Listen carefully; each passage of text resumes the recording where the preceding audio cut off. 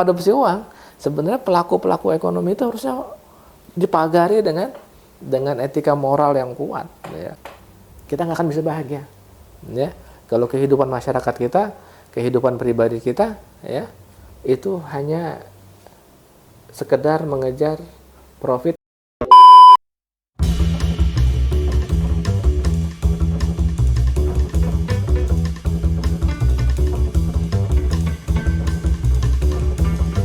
Assalamualaikum warahmatullahi wabarakatuh. Waalaikumsalam. Selamat malam buat teman-teman semua yang menonton secara offline maupun online, dan juga yang saya hormati Pak Yusuf.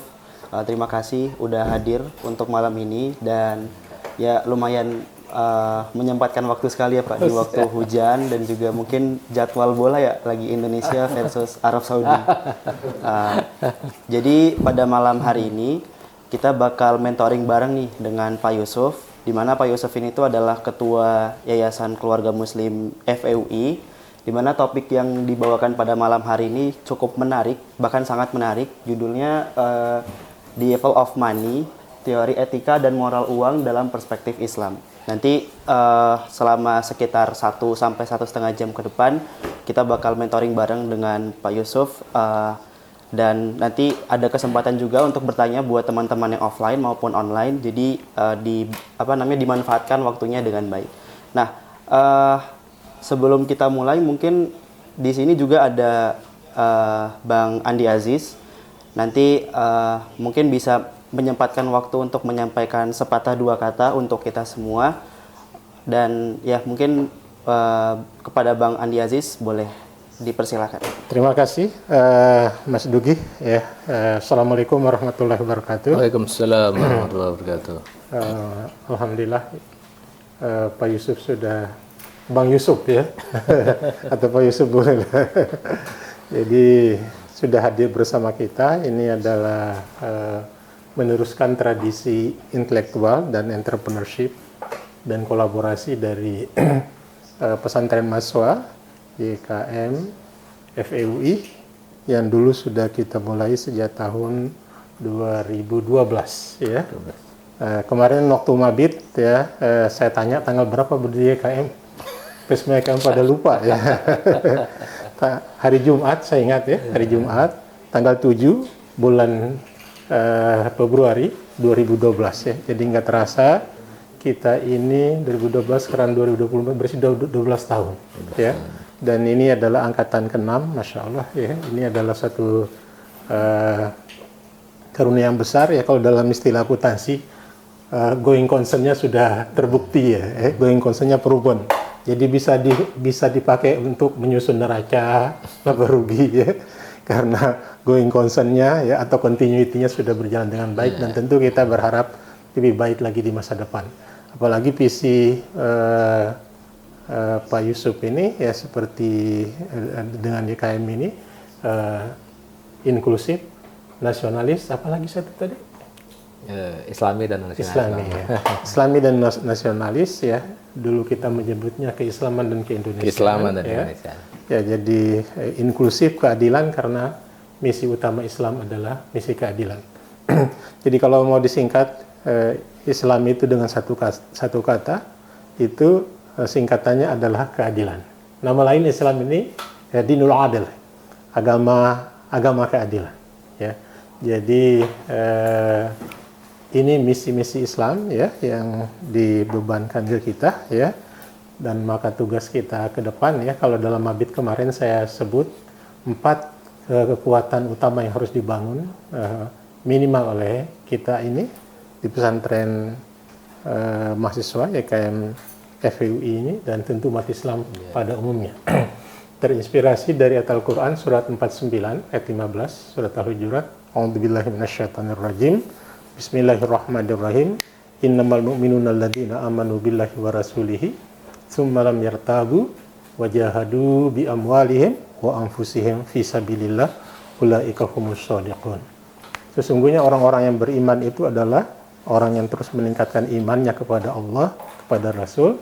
Tsumma lam yartabu, kemudian mereka tidak ragu-ragu, tapi tidak berhenti di situ, dilanjutkan dengan wajahadu, mereka berjihad bi amwalihim, dengan amwal mereka, dengan harta mereka, dengan uang mereka, dengan ekonomi mereka. Jihad amwal atau jihad al-iktisodiyah, ya, jadi jihad ekonomi. Kemudian wa anfusihim, dengan diri-diri mereka, dengan manusia-manusia mereka, atau bahasa sekarangnya dengan sumber daya manusia mereka. Atau lebih populer lagi dengan ilmu dan teknologi. Yang terakhir, ulaika humus shadiqun, ya, mereka itulah yang benar imannya. Ayat ini bercerita kepada kita tentang satu, kekuatan iman, kuwatul iman.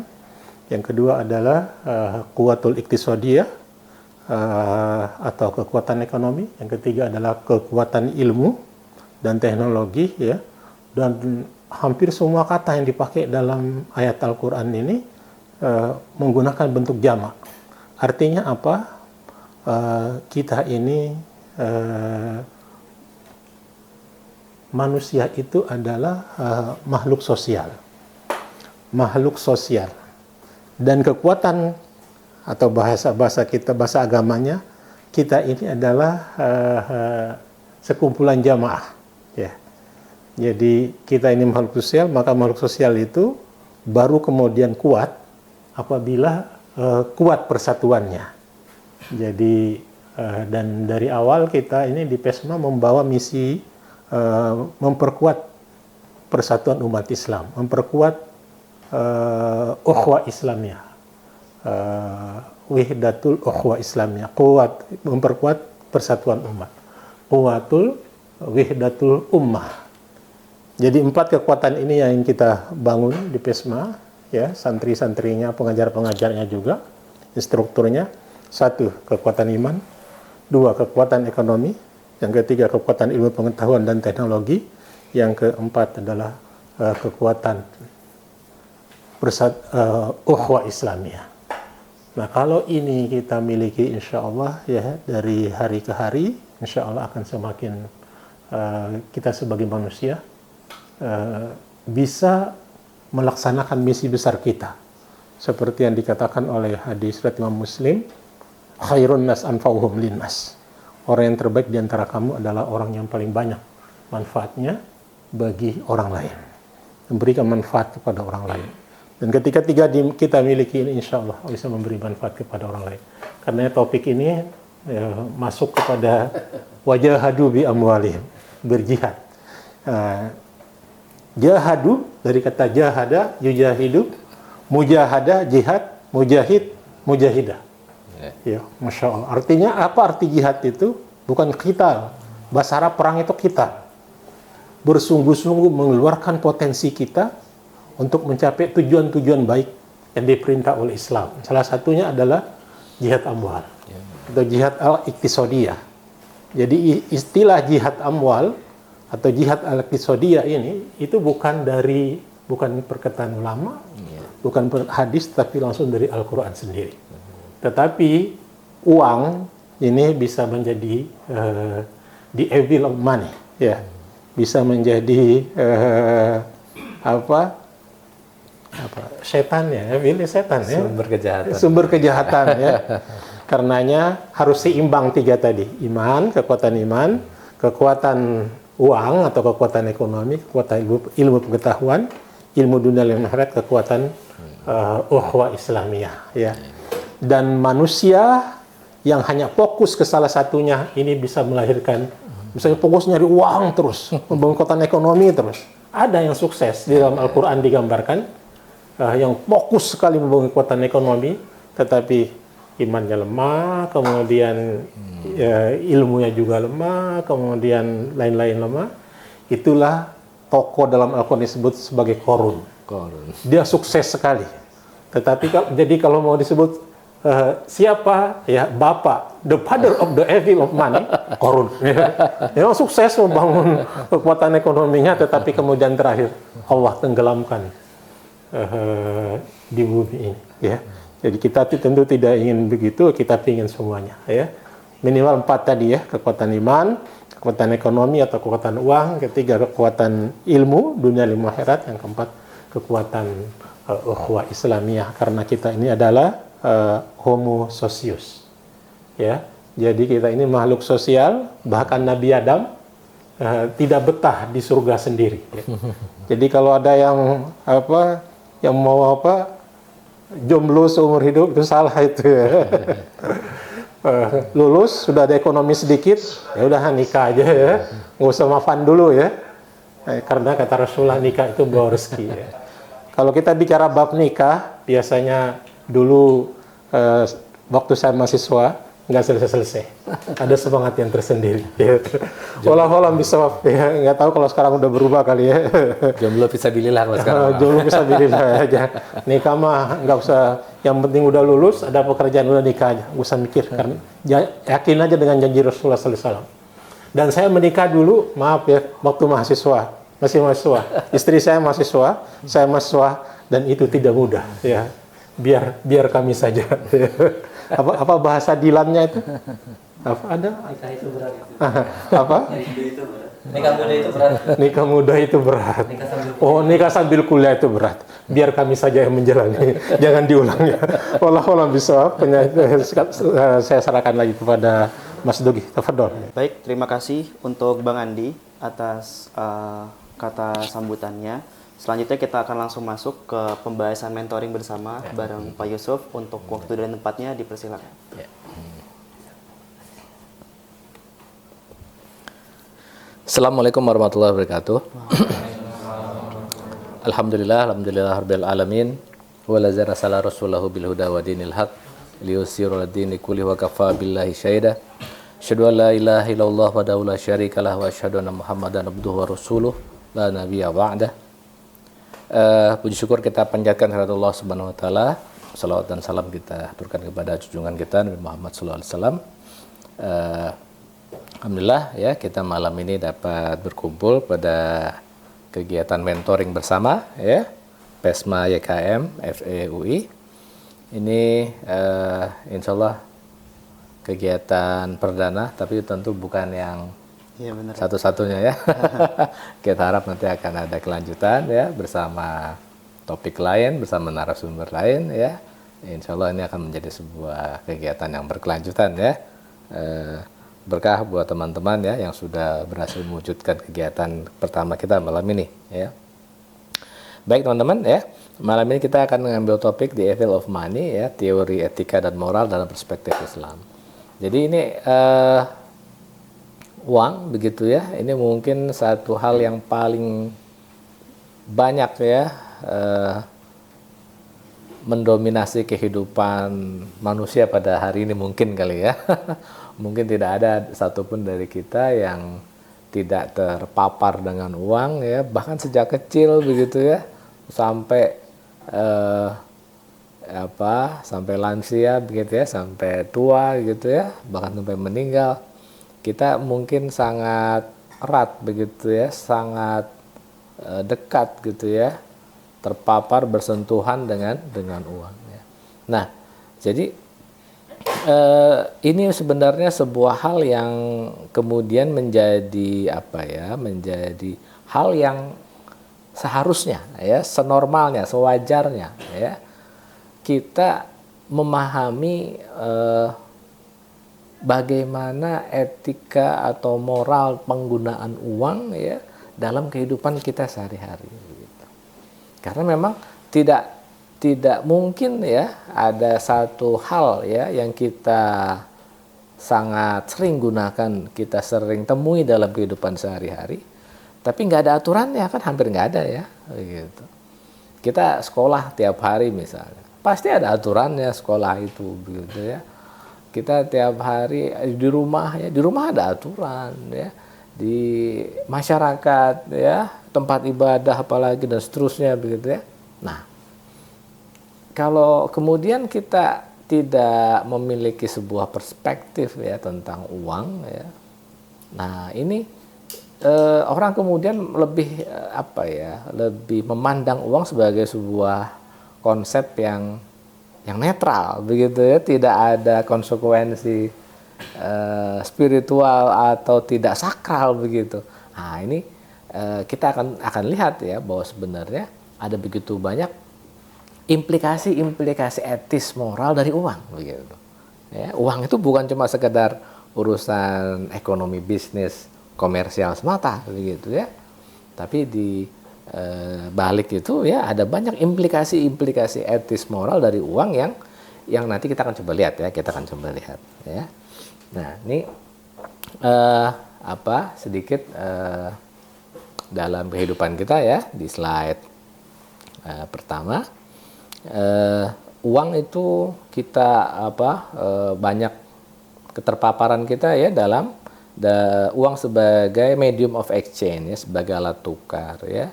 Kita dalam pertukaran barang dan jasa, berbisnis ya, melakukan aktivitas perdagangan ya. Kita akan banyak ketemu dengan uang. Sebagai standar pembayaran di masa depan, sebagai standard of deferred payment yang mengakomodasi sistem kredit ya untuk perdagangan dan juga untuk investasi ya. Banyak aktivitas perdagangan, investasi yang dilakukan secara tidak tunai ya. Ini pasti melibatkan uang. Fungsi uang luar biasa kemudian ya, memfasilitasi aktivitas komersil dan perdagangan ya. Slide berikutnya. Nah, uang juga menjalankan fungsi dalam kehidupan kita sebagai unit of account ya, sebagai satuan hitung, sebagai measure of value, sebagai pengukur nilai. Dengan uang itulah maka kemudian ya sistem harga dan usaha komersial bisa berjalan. Kenapa? Karena dengan uang kita kemudian bisa melakukan penghitungan biaya, revenue ya, ada cost, ada revenue, kemudian ada profit ya. Kalau kita nggak pernah bisa menghitung revenue, cost ya dan profit ya, orang tidak akan ada yang punya insentif untuk melakukan usaha gitu ya. Nah, ini kemudian menjadi hal yang kemudian kita menjadi keseharian kita ya. Uang juga menjalankan fungsi sebagai penyimpan nilai ya, store of value. Ini memungkinkan kemudian surplus produksi ya bisa kita akumulasi. Jadi kalau kita punya akumulasi, kalau kita punya surplus produksi ya, itu bisa kita simpan ya, tidak kemudian menjadi hilang atau busuk dan seterusnya ya.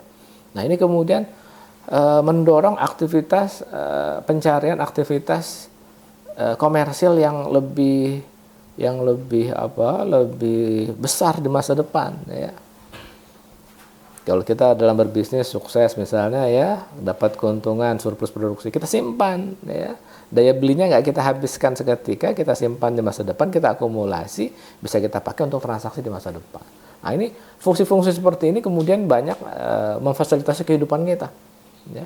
Kehidupan manusia dari era yang sangat tradisional sampai kemudian sampai kita ke dunia kita hari ini. Jadi kalau kita melihatnya sebenarnya salah satu penemuan ekonomi terbesar ya,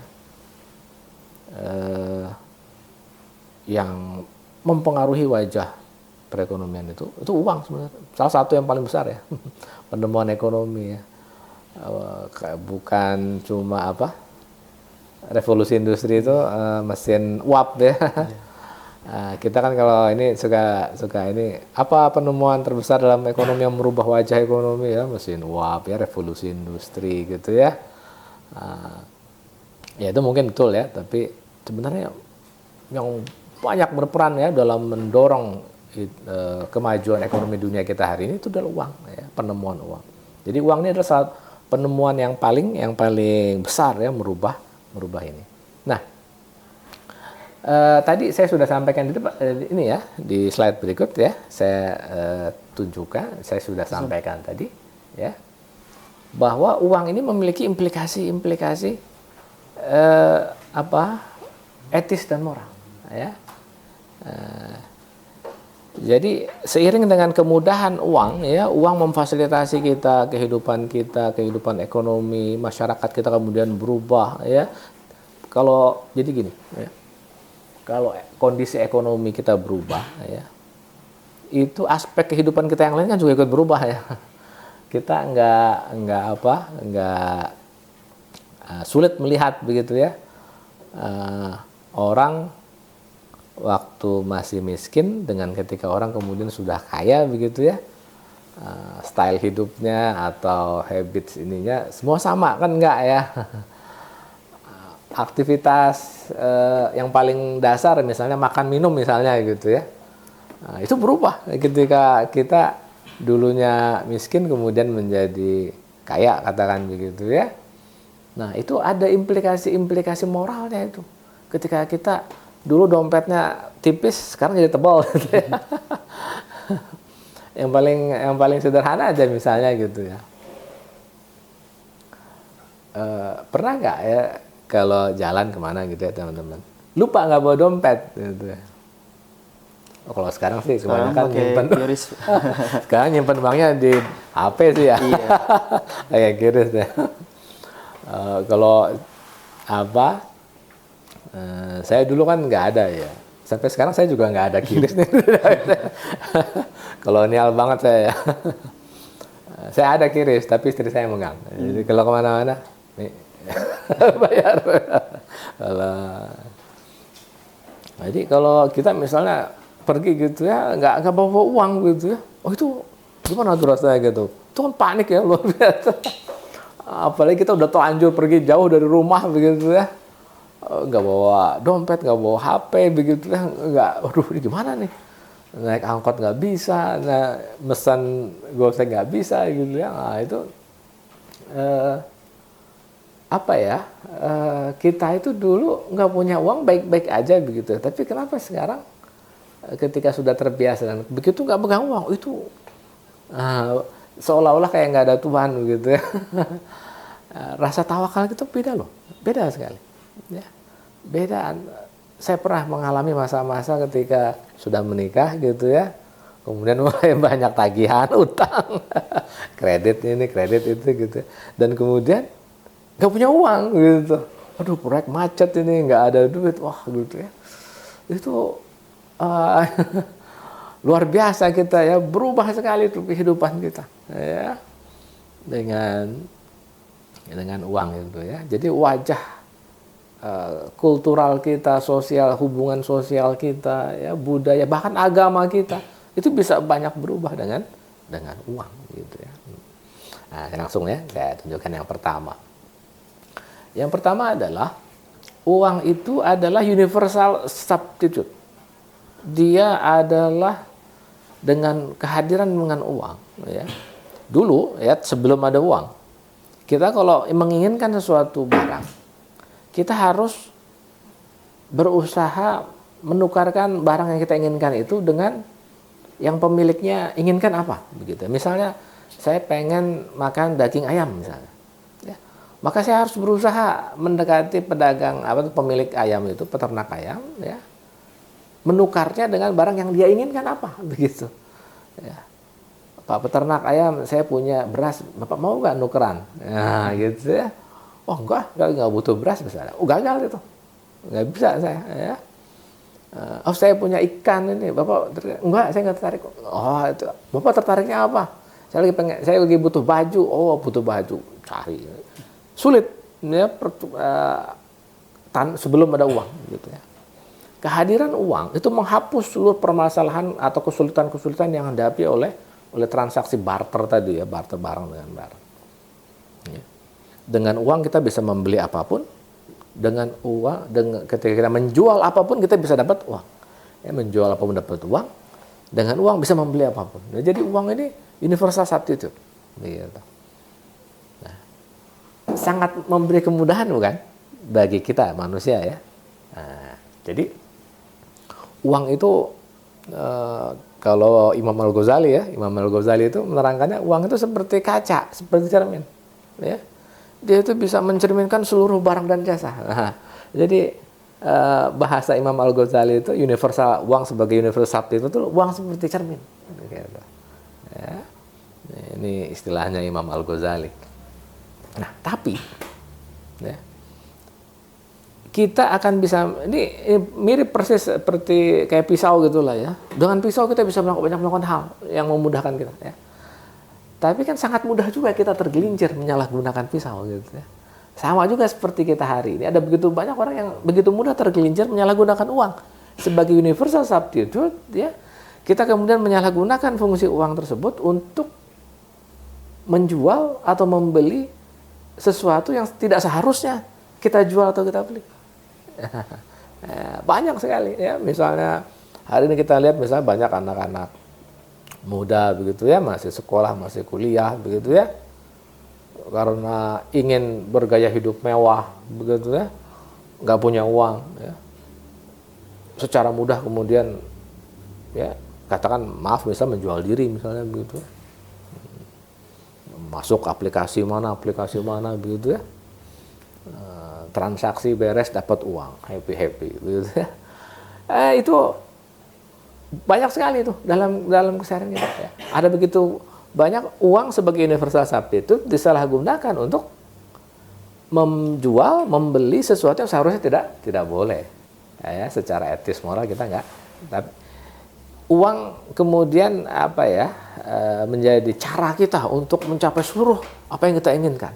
Jadi kita menghalalkan segala cara untuk mencapai tujuan dengan uang, gitu. Ya, nyogok hakim, ya, membeli para pejabat, ya, tolong dong lancarin bisnis saya, ya, nyogok panitia tender, wah semua itu bisa dilakukan dengan uang. Ini kan luar biasa ya, penyalahgunaan di kita hari ini gila-gilaan, ya. Ini implikasi uang, ya. Banyak orang yang pengen uang tapi nggak memahami ini, ya. Ini yang pertama ya, saya ambil contoh ya, nih misalnya yang lebih inilah ya, yang lebih vulgar misalnya ya, di banyak negara hari ini misalnya perjudian itu legal, prostitusi itu legal, ini di banyak negara. Ya. Itu kita kan nggak bisa ya melihat atau kita tidak bisa menerima ya, kalau dalam perspektif Islam kita nggak bisa menerima itu. Ya, memperjualbelikan sesuatu yang secara moral kita nggak bisa terima harusnya. Ya, tapi dengan uang sebagai universal substitute ini kan sangat mudah dilakukan. Ya, prostitusi, perjudian, ya, narkoba hari ini ya. Ini bentuk-bentuk penyalahgunaan uang sebagai universal substitute. Di satu sisi uang sebagai universal itu sangat memudahkan kita. Ya. Kita nggak bisa deh ya bicara peradaban kalau tanpa uang gitu ya. Tapi begitu kita mengadopsi uang, sebenarnya pelaku ekonomi itu harusnya dipagari dengan etika moral yang kuat. Ya. Kalau enggak ya begini nih, penyalahgunaan uang luar biasa. Ya. Di kita juga di kesadaran masyarakat itu luar biasa. Ya. Yang berikut, ya. Yang berikutnya, uang itu adalah universal komparator. Ya. Uang itu memberikan kita ukuran nilai yang universal. Ya. Dia mengizinkan kita untuk melihat kesetaraan antar berbagai komoditas. Ya. Ini kalau di majalah The Economist itu, majalah The Economist, ya, itu yang sering digunakan sebagai indikator adalah burger, ya, Burger King, Big Mac, Big Mac, yeah. Big Mac ya, Big Mac itu di Indonesia berapa, ya, di Amerika berapa, di Eropa berapa, itu menggambarkan kesetaraan, ya, purchasing power parity, ya, P3. Nah, jadi uang itu universal komparator, ya, dia mengizinkan kita untuk menyamakan nilai antar berbagai barang lebih kepada nilai moneter. Atau kita sering menyamakan satu aktivitas dengan yang lain hanya karena nilai moneter. Ya. Misal, nah ini yang akhwat nih, ya, yang putri, santri putri misalnya, atau yang santri putri bisa juga sih ditanya ya. Kalau sudah menikah nanti misalnya, ya, mau jadi ibu rumah tangga atau bekerja? Kalau yang Ikhwana juga mau ditanya, nanti istrinya maunya disuruh di rumah atau disuruh kerja? Ya. Kalau hari ini apa pertimbangan utama wanita bekerja misalnya? Apa ya misalnya? Kebanyakan kan karena hitungan gajinya kan. Dapat gaji berapa nanti ya kalau kerja? Saya apalagi yang berpendidikan tinggi ya, pemerintah secara sadar juga mendorong ya perempuan itu masuk ke labor force, ya, masuk ke angkatan kerja, masuk ke pasar tenaga kerja. Ya. Mulai dari buruh pabrik ya sampai pegawai kantoran ya, itu perempuan didorong. Ya. Keputusan perempuan sendiri untuk masuk ke pasar kerja itu bisa kan karena nilai gajinya ya, berapa ya? Gaji berapa ya? Oh, segitu ya. Berapa? 15 juta. Kalau saya nggak di rumah, berarti nanti harus ada yang ngerjain pekerjaan rumah. Pembantu berapa ya gajinya ya? Pembantu gaji 3 juta misalnya gitu ya. Aduh, udah punya anak lagi. Aduh, babysitter berapa ya? Hitung-hitungan deh tuh, ya kan? Gaji 15 juta. Bayar pembantu, bayar babysitter sekian-sekian. Mungkin harus tambah plus laundry apa. Total ya 5-6 juta lah habis. Oke lah, masih ada nih surplus lumayan. Kerja deh gitu kan. Kenapa kita bisa menyamakan itu? Ya, karena kita menggunakan ukuran uang. Kita mengekspresikan pekerjaan di luar rumah dengan pekerjaan rumah dalam ukuran moneter. Ya. Tapi apakah sama? Ya, bekerja dengan mengurus rumah tangga. Kan beda, nggak bisa disamain. Ya. Seorang ibu mendidik anak dengan seorang ibu mempercayakan anaknya ke pembantu kan beda, ya.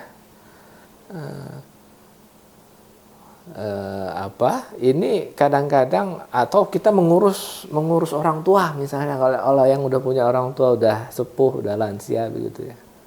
Kita serahkan mengurus orang tua kita ke pengasuh orang tua atau kita sendiri yang mengasuh. Ini kan beda ya.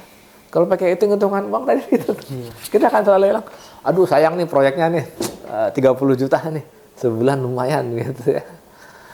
Jadi kita ya ini contoh nih di mana di Korea Selatan ya.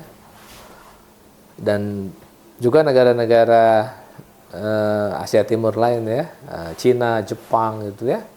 Itu angka kelahirannya rendah sekali. Ya.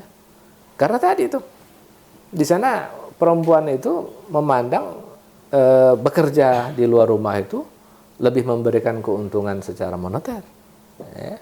Dan kemudian menganggap semua pekerjaan rumah itu bisa diganti gitu ya dengan nilai moneter yang setara gitu. Kalau pakai ukuran begitu akan selalu ditinggalkan itu. Udahlah, ya. Bahkan kalau perlu cari pekerja dari luar kan. Pekerja migran kan kemudian banyak tuh masuk ke negara-negara kaya tuh ya, Jepang segala macam. Ya. Dan sekarang pusing pemerintahnya. Dulu tahun 60, tahun 70-an tuh perempuannya tuh disuruh masuk ke pasar tenaga kerja, sekarang pusing.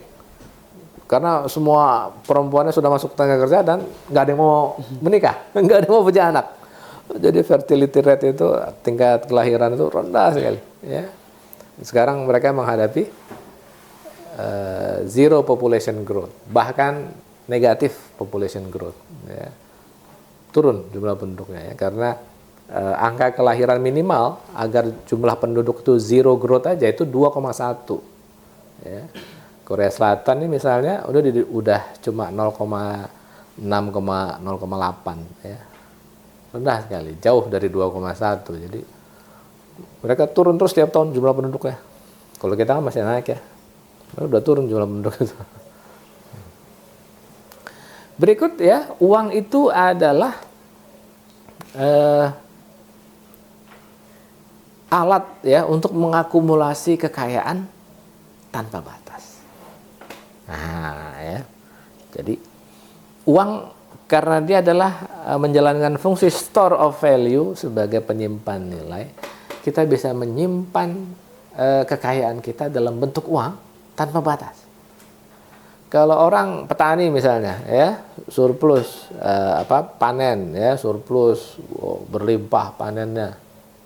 Simpan di gudang, di lumbung berapa lama? Beras berapa lama biasanya? 3 bulan, 6 bulan? Ya paling banter lama 6 bulan misalnya gitu ya. Misalnya 6 bulan. Setelah itu apa? Bisa busuk, bisa dimakan tikus, bisa macam-macam kan ya. Peternak ya, nelayan ya, apalagi ya perambah hutan, pencari apa, semua mengakumulasi kekayaan dalam bentuk komoditas itu nggak bisa banyak-banyak, nggak bisa lama-lama. Dia mengalami kerusakan, mengalami pembusukan atau apa ya. Tapi kalau kita menumpuk uang nggak ya. Apalagi dulu uang itu adalah emas dan perak. Ya. Zaman saya kecil itu bacaan kita itu Donald Bebek. Donald Bebek itu tokoh utamanya itu salah satunya adalah Paman Gober. Paman Gober ini pamannya Donald Bebek gitu ya. Nah, seorang tua yang sangat kaya raya tapi sangat pelit. Semua uangnya dia kumpulkan di gedung rumahnya yang besar ya. Itu menjadi lumbung uang gitu ya. Karena satu rumah isinya uang ya, dan kerjaan dia tiap hari adalah menghitung-hitung uangnya ya. Dan berenang di dalam uangnya itu. Saking kaya rayanya si Paman Gober ini ya. Jadi mengakumulasi kekayaan dalam bentuk uang itu ya, itu bisa tanpa batas ya. Tadi Bang Andi nyebut ya, contoh terbaik itu Qarun ya. Qarun itu dalam surat Al-Qasas ya digambarkan ya, itu memiliki gudang-gudang uang mirip kayak Paman Gober. Tokoh kayak Paman Gober dalam realitas itu ya, Qarun itu. Dia digambarkan memiliki gudang-gudang perbendaharaan kekayaan ya, gudang-gudang harta. Di mana setiap gudang itu punya kunci. Kalau kuncinya dikumpulin begitu di satu tempat, kemudian disuruh pengawalnya yang paling kuat untuk mengangkat kunci-kunci doang ya, nggak kuat itu pengawalnya. Karena saking banyaknya nih kunci terkumpul. Kita bisa bayangin berapa banyak tuh gudang-gudangnya ya. Karena setiap gudang ada kuncinya, dan kuncinya aja kalau dikumpulin ya, tuh begitu banyaknya sampai pengawalnya yang paling kuat, pengawal si Qarun yang paling kuat tuh nggak kuat ngangkat sendirian. Harus bareng-bareng. Ya, cuma kuncinya doang gitu ya. Nah, makanya kita hari ini kalau nemu harta di dalam tanah, kita nyebut harta Qarun gitu. Harta karun gitu kita nyebutnya kan. Karena begitu banyaknya tuh harta yang Allah tenggelamkan tuh hartanya si Qarun itu. Begitu banyak, luar biasa. Ya. Nah, jadi uang itu memberikan sebuah perspektif baru dalam pengakumulasian kekayaan. Ya. Penemuan uang membuat orang kemudian bisa menumpuk-numpuk harta tanpa batas. Pertama kalinya kemudian dalam sejarah manusia itu bisa menumpuk harta, menumpuk. Ya. Sebelum ada uang, sekaya-kayanya orang gitu ya. Dia akan lebih rela, udah deh sedekahin daripada busuk di gudang, daripada busuk di dapur gitu ya. Sedekahin ya, kita berbagi dengan tetangga, guyup sosial ya. Sekarang itu iuran RT ya, nanti duitnya kita tabung dulu gitu ya. Kita mengajarkan anak kecil banget juga untuk nabung dan seterusnya. Nah, ya, Al-Qur'an menyebutkan ya di surat Al-Imran ya, karakter uang ini ya, ini banyak membuat orang menjadi serakah dan menjadi bakhil ya. Orang memiliki harta kekayaan ya, bukan untuk dibelanjakan, bukan untuk diinfakkan ya, atau dihabiskan di jalan Allah ya, tapi ditumpuk ya. Orang-orang ini merasa ya bahwa harta yang diberikan oleh Allah itu, dikumpulkannya itu, yang dia pelitin itu ya, bakhil itu ya. Bakhil itu baik bagi mereka. Saya jadi kaya nih karena saya rajin menabung. Saya rajin menginvestasikan harta gitu ya. Jadi ini orang-orang yang kemudian menjadi serakah dan bakhil ya dengan uang. Yang berikut adalah uang ini juga memiliki implikasi moral ya, karena dia memiliki fungsi ya, memiliki karakter sebagai mekanisme distribusi yang diskriminatif dalam perekonomian berbasis uang, kita sekarang nggak menerima lagi transaksi barter ya. Seluruh barang dan jasa yang ada dalam perekonomian bisa kita akses hanya dengan uang, ya kan ya. Kita bisa beli makanan, bisa beli pakaian, bisa semua ya, bisa kita akses dengan uang. Kalau nggak punya uang, kita nggak bisa akses semuanya, even termasuk kebutuhan dasar. Ya. Jadi ada begitu banyak ya kondisi di mana pasar itu, ya, perekonomian itu melakukan diskriminasi yang luar biasa, ya, kepada orang-orang yang tidak memiliki uang. Meskipun ini orang miskin sangat membutuhkan, katakan beras misalnya, ya. Misal Dugi orang kaya misalnya, ya. Amin. Dugi orang kaya, ya. Pergi ke pasar, ya, beli beras untuk binatang piaraan, ya, misal punya ayam jago, ya, sayangan gitu ya. Karena orang kaya beli beras rojo lele buat ayam. Tapi kalau saya misalnya begitu ya, nggak bawa uang ke pasar, meskipun saya mau beli beras yang termurah sekalipun, ya, untuk makan anak istri di rumah, kalau nggak punya uang nggak akan didapat begitu. Ya, jadi pasar itu kejam, ya. Dia memberikan, kenapa? Karena dia hanya mengizinkan para pemilik uang yang bisa mengakses barang dan jasa. Ya. Jadi setiap orang yang tidak memiliki uang berarti dia tidak punya daya beli. Nggak punya daya beli berarti dia tidak bisa mengakses barang dan jasa. Nah ini kan, ini ya, secara sosial tidak kita inginkan sebenarnya ketika ada orang yang sangat memerlukan suatu hal hanya karena nggak punya uang, jadi dia nggak bisa mengakses barang dan jasa tersebut. Itu kan sesuatu yang secara moral kita nggak bisa terima. Ya. Ada orang sekarat udah masuk ruang IGD dicuekin. Kenapa? Ini uang. siapa ini yang menjamin pembayarannya? Nggak ada yang bisa menjadi penjamin. Nggak ada uangnya. Dicek nggak ada kartu asuransi apa macam-macam. Nanti dulu tunggu. Itu sering sekali kejadian. Banyak. Bahkan sampai ada yang mati, ya, karena dicuekin. Udah sampai begini. Ya. Banyak kasus-kasus kelaparan misalnya, ya, di banyak tempat. Itu banyak juga kejadian. Sekarang semakin sering juga terjadi lansia hidup sendiri dan kemudian meninggal tanpa diketahui oleh orang lain, ya. Beberapa kali kita baca berita gitu, ya. Di negara kita juga bahkan sampai ada kasus kelaparan, ya, di mana dulu tuh, di Papua, ya, di Asmat, ya, itu juga pernah ada kejadian, ya. Sampai banyak yang meninggal juga, ya, kasus kelaparan.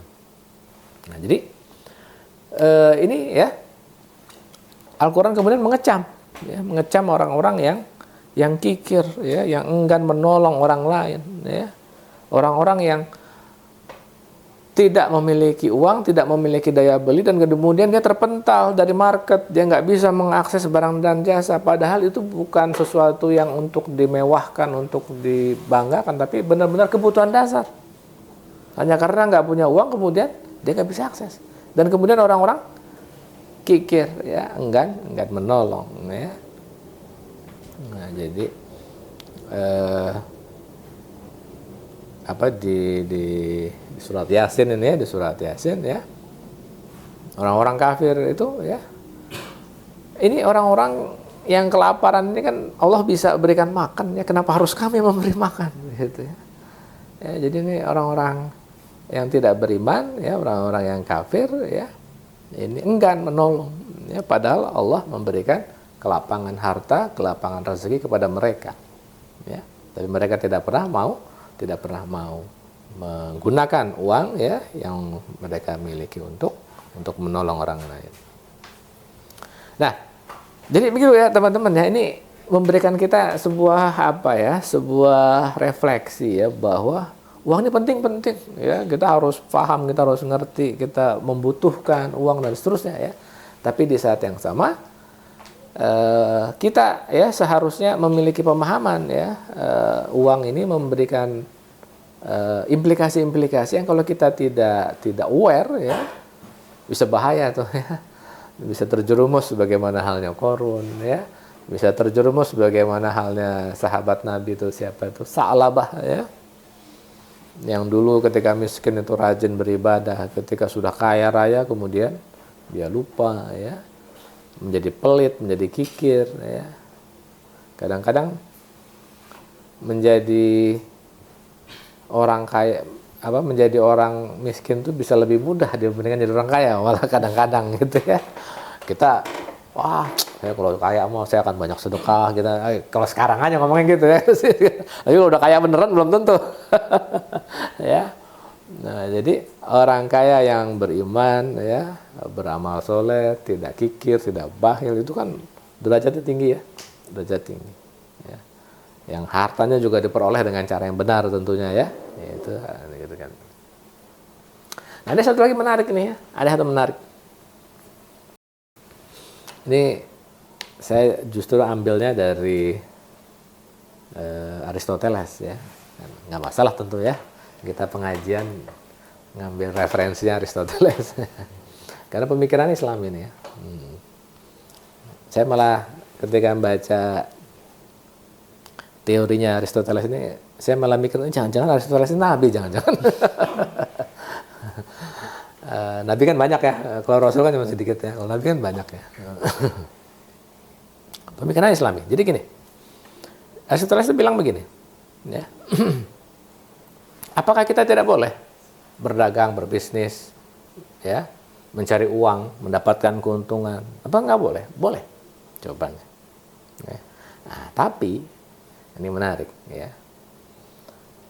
Kita mendapatkan uang, mendapatkan keuntungan, itu hanya bisa dibenarkan kalau apa? Kalau kita memproduksi barang dan jasa, itu adalah didorong, dimotivasi untuk memenuhi kebutuhan manusia, bukan untuk keuntungan itu sendiri. Nah, ini menarik, ya, teorinya Aristoteles. Jadi teori Aristoteles ini, ya, kita sebutnya need-based ethical system.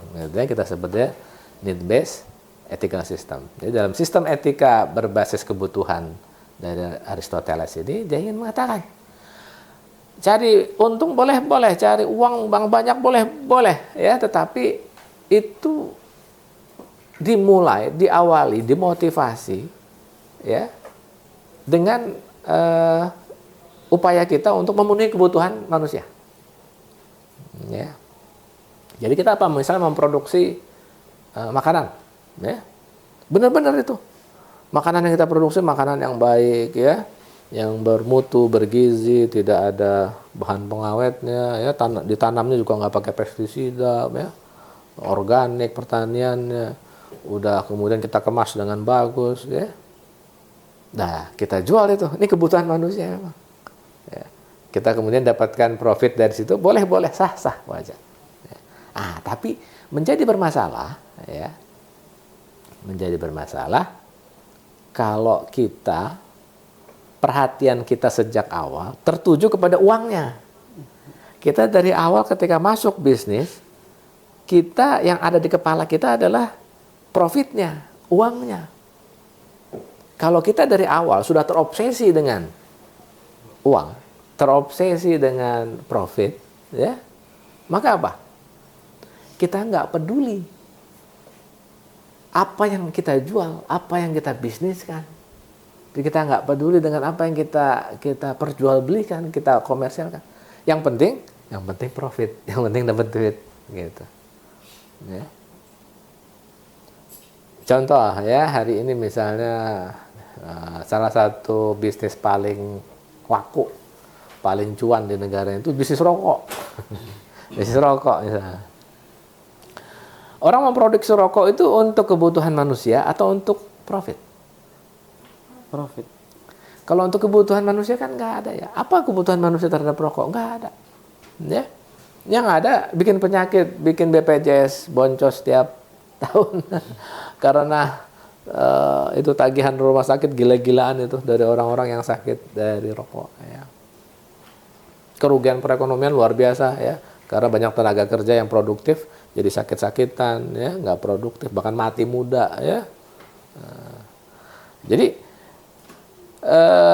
ada begitu banyak barang dan jasa hari ini ya dalam perekonomian kita nih ya. Ini orang bicara bisnis, tapi coba cek mana bisnis yang dimotivasi dan didorong untuk memenuhi kebutuhan manusia dengan bisnis yang tadi itu pokoknya cuan, pokoknya profit. Jadi harusnya gitu ya orang itu memproduksi barang. Gimana sih caranya biar kita memastikan ya bahwa bisnis kita itu, barang dan jasa yang kita produksi itu benar-benar secara etika bisa diterima. Kita bayangkan barang dan jasa yang kita produksi tersebut, pemakainya adalah kita sendiri. Nah itu tuh. Ya. Kita mau nggak mengkonsumsi barang dan jasa yang kita produksi? Oh mau dong, ini bagus kualitas tinggi. Nah itu baru tuh. Ini baru benar-benar adalah barang dan jasa yang memang memenuhi kebutuhan manusia. Tapi kalau kita sendiri nggak mau mengkonsumsi barang dan jasa yang kita produksi, ngapain dibisnisin? Gitu. Urusan rokok tadi misalnya gitu ya. Coba tanya pemilik pabrik rokoknya itu, Anda ngerokok nggak? Anda ngerokok? Nggak ada yang ngerokok. Ya.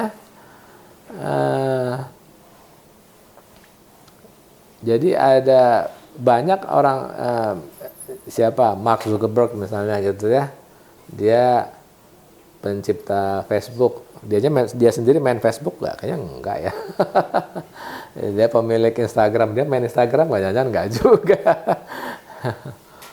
Jadi ada banyak orang yang memproduksi barang dan jasa, tapi dia sendiri sebenarnya nggak mau. Kenapa? Karena dia tahu itu jelek. Begitu loh ya. Nah ini yang nggak dibenarkan ya. Kalau kita memproduksi barang dan jasa bukan untuk kemaslahatan manusia. Ya.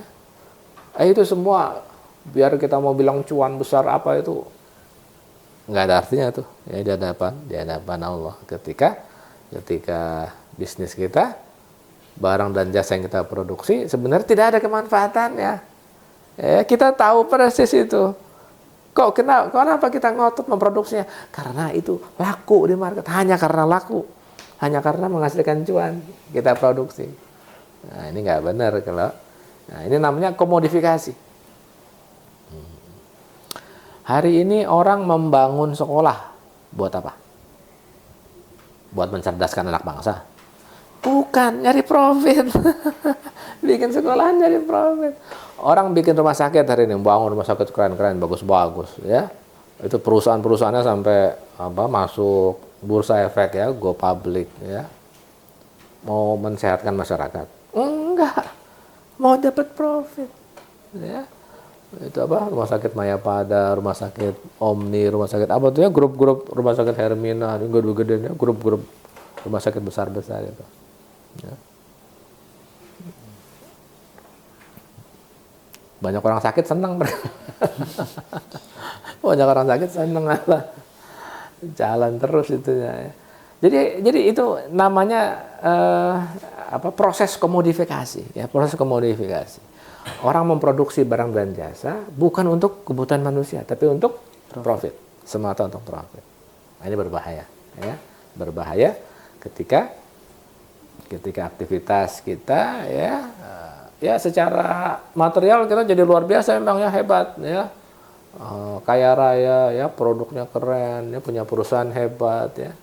Tapi sebenarnya kalau kita lihat ini apa ya kemanfaatannya bagi manusia ya, rendah sebenarnya. Ya, nah ini menjadi catatan, ya, menjadi catatan buat kita. Ya. Ada begitu banyak orang barang dan jasa diproduksi bukan untuk memenuhi kebutuhan manusia, tapi untuk sekedar gengsi, sekedar untuk memenuhi keinginan orang kaya. Ya. Kenapa kita produksi? Karena ini orang kaya, kita bisa dapat cuan banyak dari mereka, kan begitu ya. Seluruh barang-barang mewah itu kan begitu. Ya. Diproduksinya bukan basis kebutuhan, keinginan aja, ya. Keinginan orang kaya. Nah, jadi ya teman-teman sekalian, ya, hari ini ya, dalam ini kita ya, dalam dunia kita hari ini ya, ini kita banyak sekali melihat contoh ya betapa uang itu yang awalnya adalah alat ya, instrumen untuk memudahkan kehidupan manusia, hari ini justru menjadi tujuan hidup manusia ya. Jadi apakah uang adalah tujuan hidup kita? Kan bukan ya. Tujuan hidup kita sebenarnya adalah kesejahteraan bagi seluruh manusia ya. Dan uang itu adalah instrumen ekonomi, instrumen sosial, penemuan ekonomi yang penting untuk kesejahteraan manusia sebenarnya. Tapi hari ini dia berubah ya, dari alat menjadi tujuan ya, dari means menjadi ends ya. Orang-orang hari ini sekolah untuk dapat ilmu atau untuk dapat gelar? Kuliah untuk dapat ilmu atau untuk dapat ijazah? Dua-duanya. Jadi ada banyak tuh ya kasus orang-orang ya yang menjadikan alat jadi tujuan. Ya.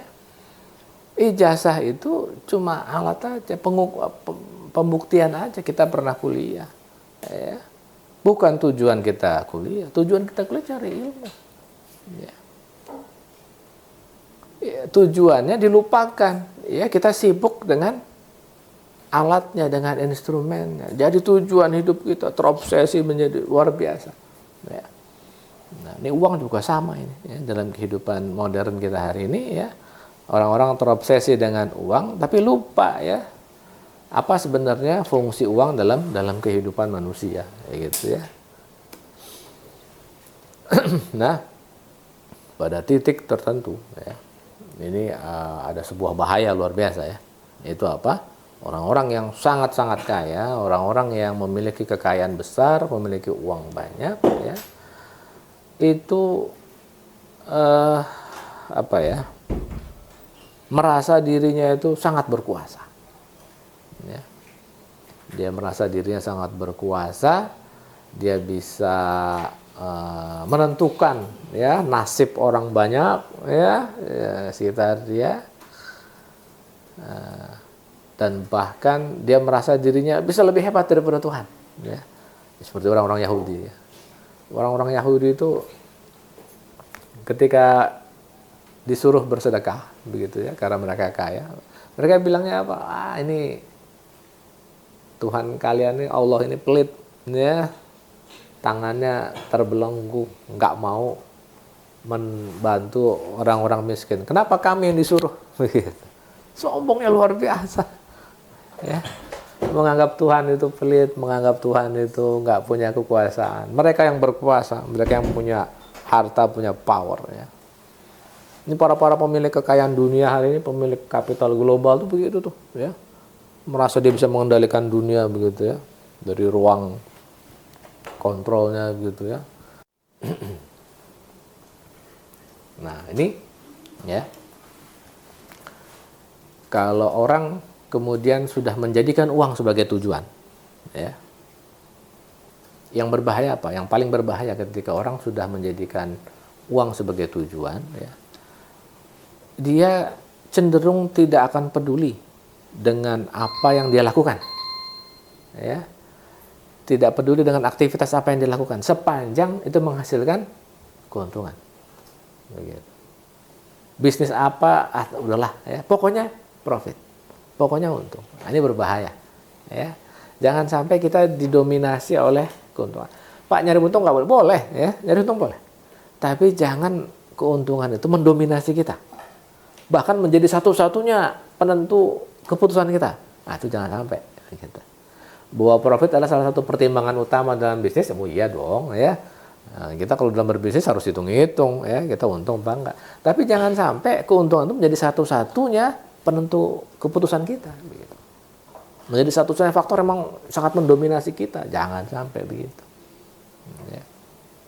Nah, ini orang-orang yang sangat dipengaruhi oleh keuntungan, bahkan keuntungan menjadi satu-satunya motivasi dia, ini yang berbahaya. Begitu. Orang akan cenderung nggak peduli. Ya. Pokoknya profit, gitu kan. Industri apa aja kita masuk, gitu. Nah, ini kan menjadi ironis, ya.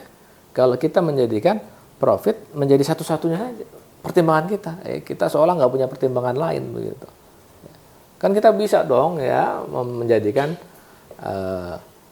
pertimbangan-pertimbangan ya, kemaslahatan ya, menjadikan pertimbangan kebutuhan manusia ya, kemiskinan, kita ingin turut menanggulangi kemiskinan dan seterusnya ya. Kalau cuma profit saja di kepala kita ya, apa aja akhirnya masuk tuh. Bisnis rokok masuk, bisnis riba masuk, bisnis apa masuk begitu tuh. Kalau kita udah sangat terdominasi oleh profit gitu. Ya, seolah-olah yang lain jadi nggak penting begitu ya, pertimbangan lain jadi nggak penting, pertimbangan agama nggak penting, pertimbangan kemaslahatan nggak penting, pertimbangan sosial budaya nggak penting gitu kan ya. Bisnis apa nih, ngerusak hutan, hajar ya. Namanya food estate, tapi ya hutan habis, gundul. Namanya hilirisasi nikel, tapi laut rusak, sungai rusak. Masyarakat sengsara semua, suatu pulau, gara-gara smelter nikel. Ya, nggak bisa tuh kita kayak begitu tuh, ya, nggak boleh, ya, nggak boleh. Pertimbangan profit menjadi satu-satunya penentu kita ya. Ini contoh nih ya, bagaimana dulu ya ayam itu tahun 60-an ya, itu satu ayam beratnya cuma 1 kilo. 1 kilo. Hari ini satu ayam itu beratnya 4 kilo. Kenapa bisa gitu? Biar untungnya banyak. Ya. Kita beternak ayam itu untuk mengagumi ciptaan Allah, untuk memenuhi kebutuhan manusia, atau untuk cari profit. Yang pertama harusnya. Karena profit mendominasi kita, ya, bahkan menjadi satu-satunya penentu, menjadi satu-satunya yang menginikan kita ya. Kita berupaya gimana caranya biar profit lebih banyak. Ini ayam harus semakin semakin berat ya. Kemudian hidupnya juga harus semakin pendek biar bisa dipanen lebih banyak begitu. Ya. Jadi dulu beternak ayam itu ayam dilepas gitu ya. Sekarang enggak. Ayam dikandangin begitu ya. Dalam suhu ruang tertentu, makanannya sekian diatur, pencahayaannya begitu ya, semua itu cuma dalam 28 hari itu bisa dipanen. Ya, yang beratnya tadinya 1 kg bisa jadi 4 kg. Ya. Ayamnya stres gak tuh? Bisa gila jangan-jangan tuh ayam kalau bisa teriak. Ya. Kalau kita makan daging dari ayam yang nggak sehat, yang stres gitu ya, sama gak kita dengan makan daging yang ayamnya happy gitu ya? Beda harusnya loh, jangan salah loh. Ya saya juga termasuk sih ya, saya makan ayam yang tiap hari kayak gitu. Kalau yang ayam kampung gitu lebih kecil-kecil, ya. Yang ayam itu dilepas ya, nggak dikandangin gitu ya.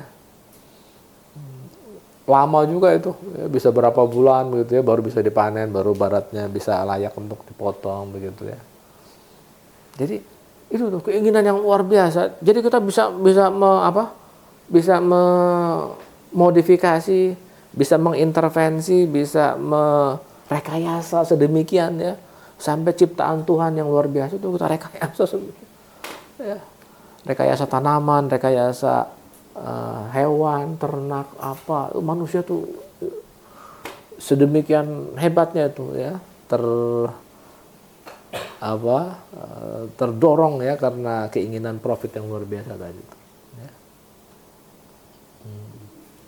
Satu ya terakhir buat penutup ya, ini dalam Quran ya, surat Al-Humazah ya 104 ya, Al-Humazah ya. Wailul likulli humazatil lumazah ya, allazi jama'a malan wa addadah yahsabu anna malahu akhlada, ya. Kecelakaanlah bagi setiap pengumpat, bagi pencela yang mengumpulkan harta dan menghitung-hitungnya.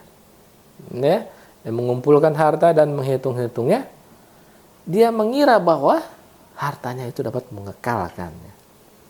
Nah, ya. Ini luar biasa ya. Ini surat yang kita dari SD sudah sering baca, kita mungkin juga sudah hafalkan semua ya dari kecil. Ya. Al-Quran 104 ya, Al-Humazah ini ya memberikan kita informasi bahwa orang-orang yang mengumpulkan harta dan menghitung-hitungnya itu ya, dia kayak punya apa ya? Punya mungkin kelainan psikologis gitu ya. Atau kelainan jiwa begitu ya. Dia merasa dirinya akan kekal. Dia akan merasa hidupnya kekal. Kalau orang merasa hidupnya kekal itu kan sakit jiwa namanya ya. Kelainan psikologis kan. Karena semua orang tuh akan mati, nggak ada yang kekal. Ya. Tapi ini para pemilik harta yang besar ini yang kerjanya mengumpulkan harta dan menghitung-hitungnya, dia merasa bahwa dia kekal hidup. Ya, kalau sekarang kita mungkin belum ngerasain, kita belum jadi orang kaya kali. Tapi mungkin bisa tanya tuh ya orang-orang oligarki itu dia merasa dirinya akan kekal. Ya. Dia merasa hidupnya akan seterusnya. Ya. Jadi ada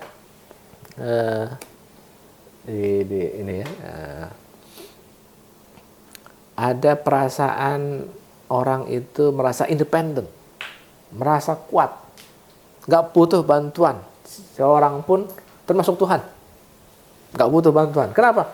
Saya kaya raya, gitu. Ya, kalau orang sangat luar biasa kaya dan kemudian dia merasa dirinya itu hebat karena dirinya sendiri, bukan karena kemurahan hati Tuhan dan seterusnya ya, begitu. Ya. Dia akan merasa hartanya itu nanti akan bisa memenuhi apa yang dia inginkan semuanya. Kalau dia sakit, nanti bisa cari obat, dia bisa ke dokter, bisa apa ya. Dia lapar, dia apa. Semua harta itu akan memenuhi kebutuhan dia. Ya. Jadi harta itu bisa memberikan jaminan bagi dia, ya, untuk bahagia, untuk hidup selamanya. Ya, kira-kira. Ini kan berbahaya ya, sangat berbahaya. Ya.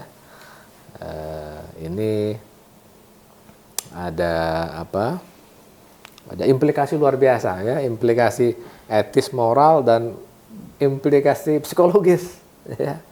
Ketika kita tidak memahami atau menyalahgunakan fungsi uang ya dalam kehidupan kita.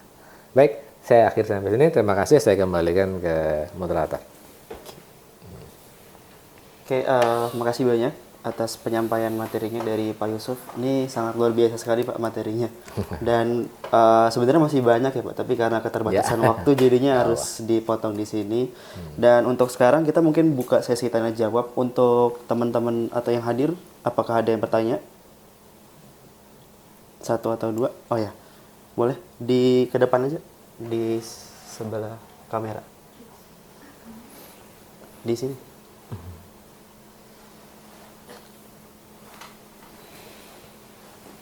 Ya. Assalamualaikum warahmatullahi wabarakatuh. Waalaikumsalam warahmatullahi wabarakatuh. Perkenalkan saya Nisrina, saya santri dari YKM PESMA 6. Saya izin bertanya Bapak, sebenarnya motivasi untuk mencari profit itu kan akan mendorong manusia untuk berinovasi dengan cepat. Ya. Pertanyaan saya, apakah ketika kita memutuskan untuk mengubah motivasi kita dengan mempertimbangkan aspek yang lain, bisa kita bersaing dengan orang yang memiliki motivasi untuk mencari profit? Ya, betul, Apalagi betul. di dunia yang sekarang berkembangnya juga sama cepatnya. Gitu. Persaingan keras ya. Iya. Iya. Baik, makasih. Boleh Langsung aja. Langsung aja ya. Baik. Ya, makasih ya Nisrina ya atas pertanyaannya. Ini bagus sekali ya. Kita tentu ini kehebatan Islam ya. Islam sejak awal tidak melarang orang mengejar profit, bahkan didorong, ya, diperbolehkan, ya, didorong, ya. Habis sholat Jumat aja, ya, setelah kamu tunaikan sholat, bertebaranlah kamu diusir kita dari masjid. Jadi kalau habis sholat Jumat jangan lama-lama di masjid. Gitu ya Bang Ican ya. Kalau habis sholat Jumat jangan lama-lama nongkrong di masjid ya. Bahkan sambil tiduran, mau tuh orang tidur loh, habis sholat Jumat tidur, bertebaran ya, cari harta lagi, cari nafkah lagi. Gitu ya. Jadi Islam itu membolehkan, bahkan mendorong ya orang-orang untuk mencari nafkah, mengejar profit ya, keuntungan dunia ya. Kita beriman, beribadah kepada Allah, tapi jangan lupakan kehidupan di dunia gitu ya. Nah, Pak, gimana kalau kita berada dalam satu sistem, dalam satu perekonomian ya, di mana kita ini dibatasi oleh etika, nilai moral ya. Sedangkan pelaku ekonomi yang lain ini tidak pakai batasan etik moral apapun, Pak. Ya kasarnya dia menghalalkan segala cara dalam berbisnis. Kita gimana bersaingnya, gitu ya. Nah, kita akan saya jujur saya juga bukan pelaku bisnis ya. Mungkin saya kurang pas juga gitu ya, tapi kalau kita melihat ya, apakah kemudian dengan berbisnis secara beretika, bermoral itu akan menjadi tidak kompetitif ya? Secara lahiriah mungkin akan demikian, mungkin akan terlihat tidak kompetitif gitu ya. Orang berbisnis ya tidak pernah ya, kita berusaha selalu untuk memenuhi hak-hak orang lain ya, sehingga harga pokok pembelian kita mahal terus ya. Kalau HPP kita, harga pokok pembelian kita mahal ya, kemudian kita akhirnya pegawai kita juga semua kita penuhi kesejahteraannya, hak-haknya begitu ya. Biaya tenaga kerja juga tinggi ya. Semua harga sewa kita lakukan dengan baik dan seterusnya. Wah, ini biaya produksi tinggi ya. Kemudian harga jual barang kita jadi tidak kompetitif begitu ya. Profit kecil begitu ya.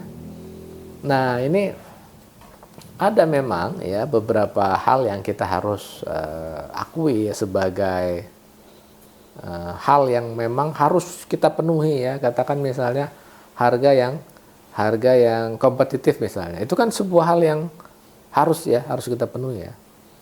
Tapi di titik lain ya, kita juga harus memiliki keyakinan ya, bahwa kalau kita ya berbisnis dengan mematuhi etika moral yang seharusnya kita pegang ya, itu akan ada kita nyebutnya ya, sesuatu yang bertambah banyak ya. Dia kecil tapi dia terus bertambah banyak ya. Dia nggak besar ya, tapi dia bisa memenuhi semua kebutuhan kita. Itu kalau dalam bahasa tasawuf itu namanya barokah ya, namanya keberkahan gitu. Kayaknya kecil ya keuntungan kita ya, tapi kok kita bisa survive ya. Kadang-kadang suka nggak masuk hitungan itu ya. Ini kayaknya kita tenaga kerja kebanyakan deh kayaknya gitu ya, harusnya kita rasionalisasi nih, ada yang kita PHK nih harusnya, tapi kok ternyata kita nggak rugi ya gitu ya. Jadi ada banyak hal dalam kehidupan kita begitu ya, yang kadang-kadang hitungan matematika kita itu berbeda dengan hitungan matematika dari Allah begitu ya. Nah, ini saya tidak katakan kita akan berbisnis dengan keajaiban gitu ya, nggak begitu juga konsepnya ya. Tapi kadang-kadang kita itu kesuksesan kita ya banyak didorong oleh campur tangan Tuhan gitu, bukan karena kehebatan kita gitu. Ini teman-teman sebagian kan di prodi ekonomi Islam ya. Kita prodi ekonomi Islam itu berdiri tahun 2013 ya. Itu siapa konseptornya, ya, itu Pak Dekan, ya. Tapi tenaga pelaksana utamanya siapa di lapangan? Itu saya. Gitu.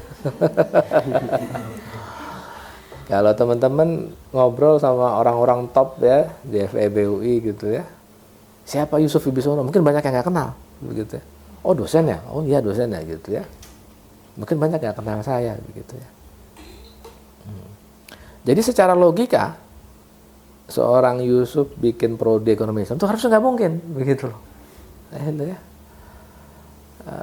Saya juga nggak nyangka begitu, kok bisa gitu ya. Saya yang masih, apalagi itu kejadian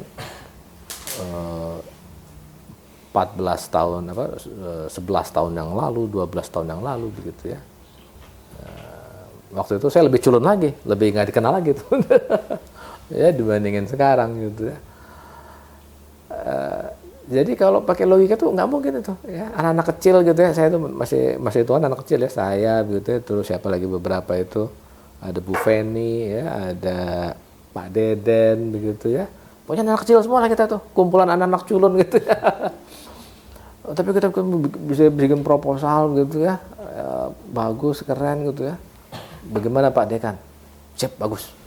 Dibawa sama beliau ke Senat Akademik Fakultas gitu ya. Dipertahankan oleh beliau mati-matian. Kita harus bikin prodi ekonomi Islam gitu ya. Dan jadi kemudian dibawa ke rektor gitu ya. Masuk ke Senat Akademik Universitas. Habis-habisan lagi 3 tahun. Akhirnya jadi gitu. Jadi ketika jadi itu saya ya Allah gitu. Kayak sebuah mission impossible yang terjadi gitu. Gitu ya. Itu kayak gitu tuh kira-kira begitu ya, kalau kita menjalankan sebuah hal yang kayaknya mustahil lah kalau dalam dunia sekarang itu kita bisa berbisnis secara etis moral tuh, omong kosong lu, jangan ngimpi gitu, itu kadang-kadang sudah begitu ya. Tapi begitu dilakukan, kok bisa ya gitu ya, kita kadang-kadang kayak gitu ya. Nah jadi memang ini tantangan berat ya. Dulu misalnya ya, bagaimana mungkin Nabi misalnya para sahabat ya menjadi orang kaya, berdagang, sukses besar dengan segala ketinggian moral mereka ya di dalam dunia yang jahiliyah.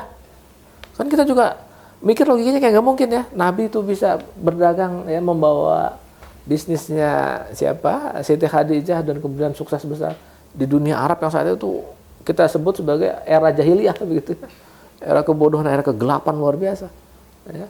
Para sahabat Abdurrahman bin Auf, Utsman bin Affan, ya, itu sahabat-sahabat yang ketinggian moralnya kita nggak ragukan.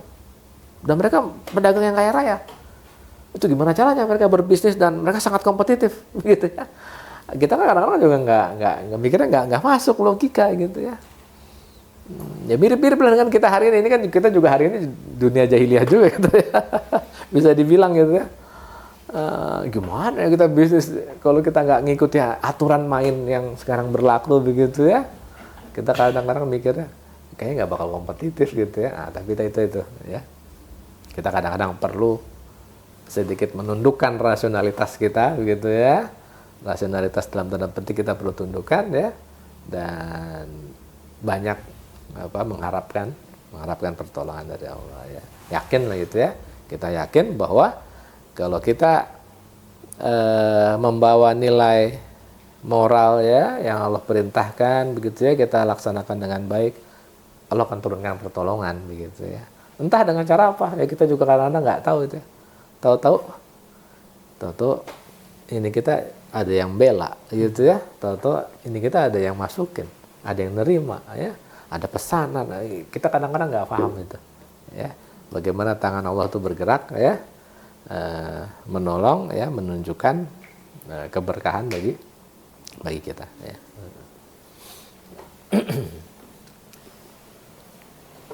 Oke, makasih nih Srina buat pertanyaannya, dan makasih juga Pak Yusuf buat jawabannya.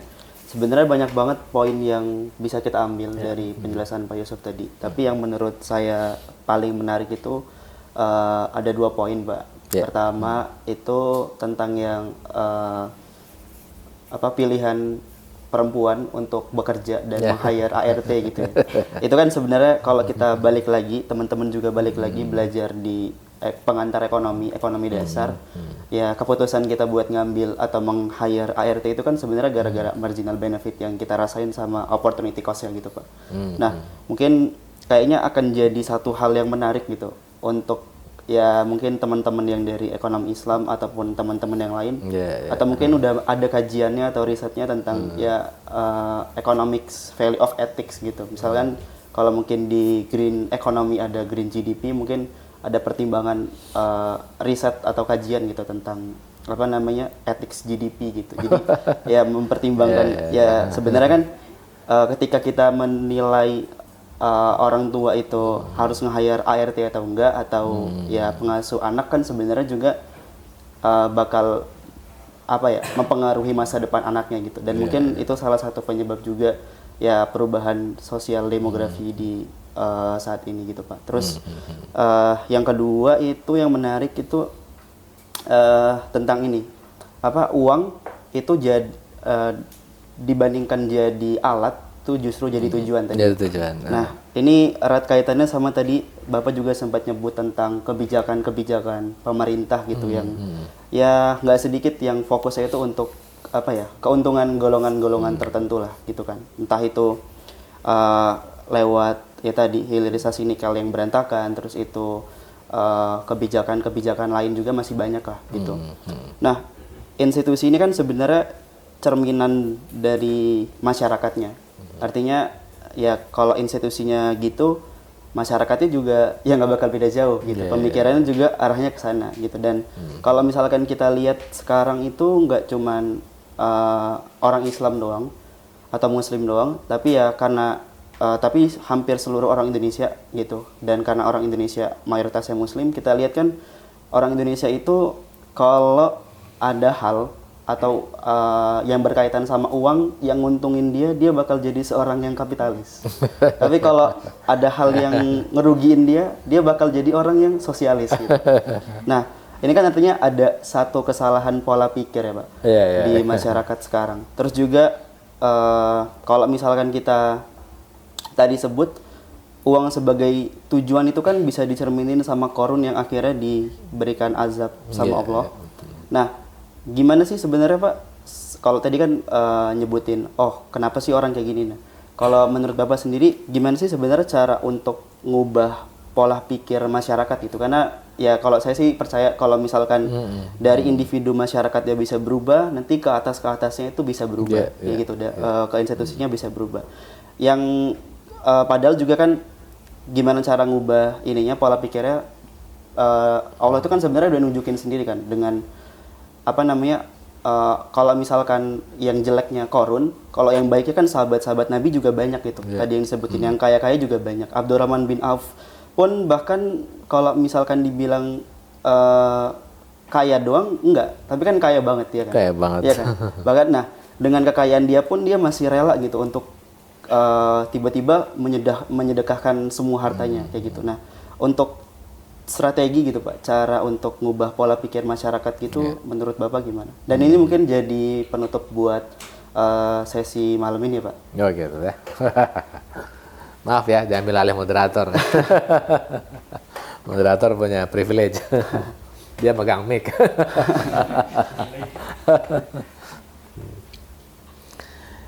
Ini pertanyaan besar ya, bahwa bagaimana ya kita melihat masyarakat kita yang sekarang hari ini berubah menjadi sangat materialistik begitu ya, sangat menjadikan uang sebagai tujuan hidup begitu ya. Saya pernah ya, ini mungkin saya masih amazing juga itu ya, karena ini pengalaman lama, tapi saya masih ingat sekali gitu ya. Jadi waktu saya tahun 95 masuk UI ya, saya angkatan 95 ya, itu masih zamannya Pak Harto ya, masih Presiden Soeharto. Dulu itu kita semua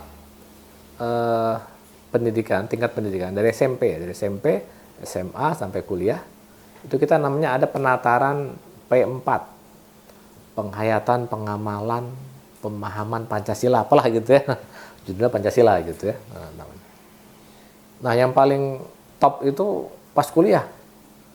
Kalau saya SMP, SMA saya ingat itu cuma seminggu penataran itu. Tapi pas kuliah itu 1 bulan penatarannya. Waduh, itu sampai mabok kita gitu ya. Tiap hari itu dengerin materi tentang Pancasila. Dari hari pertama sampai hari ke-30 tuh, 1 bulan full tuh. Nah, tapi dulu kita pas penataran itu bukan per fakultas, tapi kita digabung. Jadi satu kelas itu saya sekitar 30-40 orang, 30-an ya, nggak nyampe 40, 30-an orang. Satu kelas 30 tuh ada saya dari FE gitu ya, ada dari teman-teman dari sastra, ada anak FK, ada anak fisip, macam-macam itu dari semua fakultas digabung. Jadi satu gitu. Random lah gitu ya. Di salah satu sesi itu karena juga dosennya kan penatar itu kan dosen-dosen, banyak juga dosen yang sebenarnya bosen juga gitu mereka gitu ngomongin Pancasila mulu. Akhirnya banyak sering ngajak ngobrol ke kita gitu, ngajak diskusi. Nah, di salah satu sesi diskusi itu tuh saya ingat sekali. Saya lupa tentu ya diskusi tentang apa gitu ya. Yang saya ingat adalah ucapan dari salah seorang teman saya di ruangan kelas itu. Yang saya juga udah nggak ingat siapa tuh anaknya, lupa lah namanya gitu ya. Tapi saya ingat itu anak dari FISIP. Saya ingat itu anak FISIP, bukan anak FE dia, anak FISIP. Dia ngakunya itu dari Surabaya apa dari mana, dari Jawa Timur lah pokoknya. Ya, jadi kita sama-sama semua anak baru lulus SMA gitu kan ya. Masih anak-anak kecil semua gitu ya, baru lulus SMA. Dalam waktu diskusi itu dia ngomong begini, saya ingat sekarang terus saya nggak lupa. Sudahlah ya, dia tuh ya mohon maaf ya, keturunan lah ya, anak Cina begitu wajahnya ini. Tapi ngomongnya medok Jawa gitu ya, medok Surabaya gitu. Wes lah kita nggak usah munafik. Itu tidak akan bisa lagi memenuhi kebahagiaan kita. Ya. Ada banyak ya orang-orang yang hari ini ya entah ya karena banyak alasan ya mereka mulai meninggalkan kehidupan kota, kehidupan bisnis, kehidupan yang sangat materialistik begitu ya. Balik ke kampung begitu ya. Jual aset-aset di kota, beli tanah pertanian. Sehari-hari bertani. Itu semakin banyak tuh ya. Bahkan mungkin bukan cuma di Indonesia kita ya, tapi juga banyak di negara-negara lain juga gitu ya. Saya percaya itu ya, pada titik tertentu sebenarnya manusia itu nggak bahagia dengan itu. Ya, manusia itu nggak bisa bahagia ya dengan mengejar uang, mengejar profit, mengejar harta, mengejar kedudukan. Orang nggak akan bahagia ya. Entah pada titik tertentu dalam hidupnya sendiri maupun dalam kehidupan masyarakat secara keseluruhan. Saya percaya itu ya. Jadi yang kita butuhkan adalah bagaimana kita mempercepat kesadaran itu. Kita mengakselerasi kesadaran itu agar orang semakin cepat sadarnya. Kita nggak akan bisa bahagia. Ya, kalau kehidupan masyarakat kita, kehidupan pribadi kita, ya, itu hanya sekedar mengejar profit, mengejar keuntungan, mengejar harta dunia, nggak akan bahagia. Gitu. Nah, ini pentingnya apa? Kegiatan-kegiatan keagamaan ya, mentoring kita ini ya, pengajian ya. Ini kan kita apa sih esensi pengajian itu ya? Pengajian, mentoring ya, apa yang kajian-kajian keislaman itu fungsi utamanya apa sih? Fungsi utama itu kan memberikan kita kesadaran ya. Memberikan kita selalu kesadaran ya setiap saat ya tentang apa makna hidup dan kehidupan ini ya. Islamic worldview itu memberikan kita pemahaman kesadaran yang terus-menerus ya bahwa tujuan terbesar hidup kita itu sebenarnya adalah tujuan spiritual ya. Bukan tujuan material. Jadi tujuan aspek-aspek material kehidupan itu, material interest itu kecil. Ya. Bukan tidak penting ya. Tapi dia bagian kecil dari kehidupan kita. Ya. Hidup kita ini harusnya didominasi oleh hal-hal yang besar, ya. Jangan kemudian hal-hal yang kecil jadi mendominasi kehidupan kita, gitu loh. Ya, ekonomi ini, harta ini elemen kecil sebenarnya dari kehidupan kita, tapi sekarang menjadi hal yang mendominasi hidup kita, bahkan dari bangun tidur sampai tidur lagi ya. Orang itu isi kepalanya uang, profit begitu ya. Jadi nggak bermakna kehidupan kita gitu ya.